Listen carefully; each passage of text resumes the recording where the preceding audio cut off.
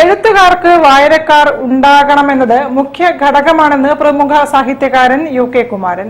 ബേപ്പൂർ മുരളീധര പണിക്കരുടെ 92ാമത്തെ പുസ്തകം ആരോ ഒരാൾ പ്രകാശനം ചെയ്ത് സംസാരിക്കുകയായിരുന്നു അദ്ദേഹം. സമകാലിക സംഭവ വികാസങ്ങളെ ആസ്പദമാക്കി കഥാപാത്രങ്ങളിലൂടെ സാമൂഹ്യ വിപത്തുകൾക്ക് നേരെ കണ്ണാടിയാകുന്ന നോവൽ ആരോ ഒരാൾ വായനക്കാരിലേക്ക്. മതമല്ല, മനുഷ്യർ തമ്മിലുള്ള പരസ്പര സ്നേഹമാണ് വലുതെന്ന് ഓർമ്മപ്പെടുത്തുകയാണ് ബേപ്പൂർ മുരളീധര പണിക്കരുടെ 92ാമത് പുസ്തകം ആരോ ഒരാളിന്റെ ഇതിവൃത്തം. പ്രശസ്ത സാഹിത്യകാരൻ UK കുമാരൻ പുസ്തകം പ്രകാശനം ചെയ്തു. കാവിൽ P മാധവൻ പുസ്തകം ഏറ്റുവാങ്ങി.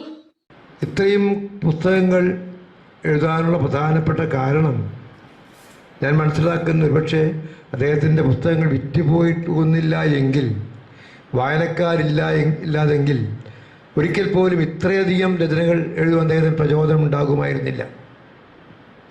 ഏതൊരു എഴുത്തുകാരെ സംബന്ധിച്ചിടത്തോളം വായനക്കാരെന്നുള്ളത് വളരെ പ്രധാനപ്പെട്ട ഒരു ഘടകമാണ്. പുസ്തകം ഇറങ്ങുമ്പോൾ അതിന് ഒരു വായനക്കാർ എന്നുള്ളൊരു ഘടകം ആവശ്യമാണ്. വായനക്കാർ വായിക്കണം, വായിച്ച് അവർ അതിൻ്റെ പ്രതികരണം അറിയിക്കണം. മോശമാണെങ്കിൽ പോലും നല്ലതാണെങ്കിൽ പോലും അത് കേൾക്കുവാൻ ഏതൊരു എഴുത്തുകാരനും ഏറെ കൗതുകമുണ്ടായിരിക്കും. ഹോട്ടൽ അളകാപുരിയിൽ നടന്ന ചടങ്ങിൽ ഗാനിയ മെഹർ മന്നിയിൽ അധ്യക്ഷയായി.